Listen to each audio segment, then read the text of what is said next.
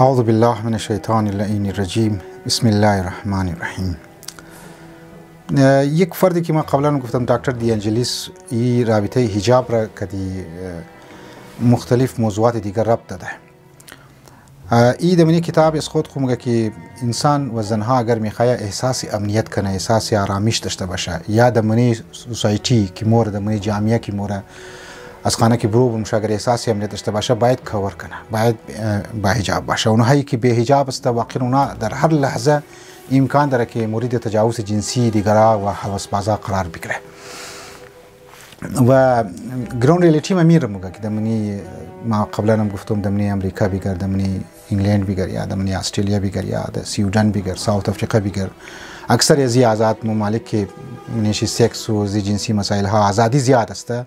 و بعضی از دیسی سیکولاریسم اینها را میگه که این تو میگو فوتور میدم که تو طرف شکست توجه نمیده ترنی است. اونا ریپورت ها که اصلی بوری طرف ریسرچ کنی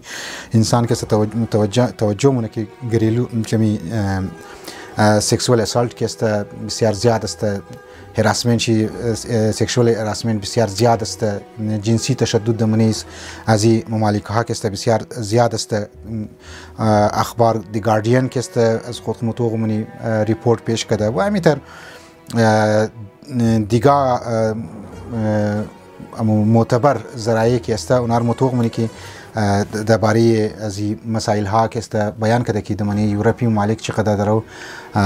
هراسمنت سکشوال هراسمنت که است زیاد است. یک استاد دانشگاه هست، یک استاد یونیورسیتی انگلند است، این میگه که از هر 5 زن در انگلند 1005 زن یک است زن یا یک دختر در انگامی که یونیورسیتی میخوانده استودنت بوده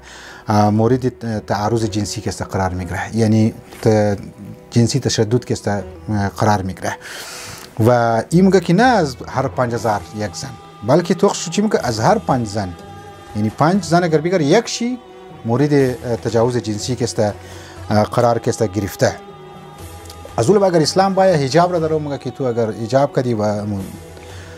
حیا خود حفظ کردی و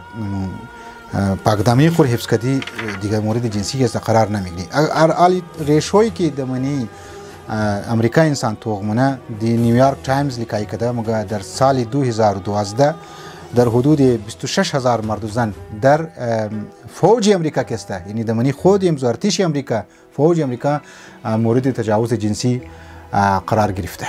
وزیر دفاع ایالات متحده امریکا در تاریخ 1 می یعنی 1 می 2014 گفته که تجاوزهای جنسی جنسی تشددها در منی فوج امریکا 50% که است زیاد شده. مگه این جنسی تجاوزها که است یا جنسی تشدد که به حد رسیده که اداره به نام اداره جلوگیری یعنی که کنترل کنه یا شیر رکاوت جور کنه دمنی فوج ارتش یعنی فوج امریکا که است جور شده، باقاعده یک اداره جور شده، باقاعده یک چیز جور شده که رایز را کنترل کنه. و چقدر که است زنای فوجی که اونا که منی فوج رفتن اونها از دیگه فوجا که است در مورد تجاوز جنسی قرار میگیره. بعض که طبق امی ریسرچ که انجام شده در هتل‌های امریکا که اورمگه دیلی میل که است گفته در تاریخ هفتم یعنی 7 اکتبر 3 اکتبر 2014 که او منتشر کرده مگر 90% زنانی که در اونی هتل کار منن ویتر هستن یا کوک هستن اینها مورد تجاوز جنسی یعنی جنسی تشدد قصد قرار گرفته از طرف همو مدیرهای خو همو منیجری بانک است یا کلانهایی که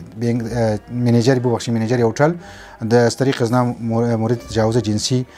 قرار گرفته. و همینطور مگه گزارش که است طبق قضیه گزارش که دمنی دیلی میل که است گفته 50% مردا حتی اونها هم مورد تجاوز جنسی قرار گرفته، یعنی نه فقط زنها بلکه مردا هم قرار گرفته. شما تو که مایر در سن 2014 درو مگم یاد درو آمارش مگم فوج امریکا چی بدبختی است و منی اوتلا که است چی بدبختی است. و دیگه شما تو که اونهایی که ما مسلمان مالک را یک گو واقعه مشاهده تمورم کندیم منیم سعینی است در مسلمان مالک ممکنه زیاد باشه از چیزان لیکن اونها را اگر بریوزی مکنه بازونجی باید بگیم در یورپی کنتریز که است اینتر مشکلات نیست اصلا اینا دروغ میگن و اونا بریزی ریشو که ما در بیان منم اینا یک کلان که است جواب است. از محترم طبق یک گزارشی که به نقل از مگزین یعنی هلت شده و در سال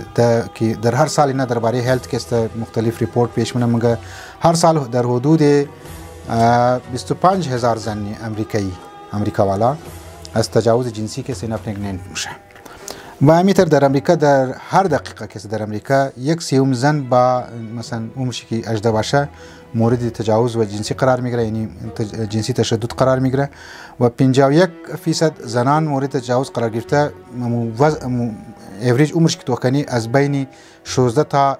21 سال که است بوده 91% مورد تجاوز قرار گرفتن زن و 9% مرد است یعنی 91% چی که است زنا بوده و 9% چی هم که است مردها هم جوانهایی که بسیار کم خوبصورت است و اونها مورد جنسی تشدد قرار گرفته و همینطور زنی من کتاب کی از ما طالب ما زیاد اگر بگم بس لمبا میشه یعنی کتاب است درباره شی اند مختلف مطابق امزو ریفرنس هم که داده اینجی کوچ هم داده اگر مطلب بگو کس اسکن کنه شیره مینگر نشیره اینجی در دیگه ملکات در بروکسل و غیره در ملکای بعضی یورپی ممالک درباره که جنسی تشدد و بی‌روی که امده اینجا ریشوی شیر و آمار شرکسته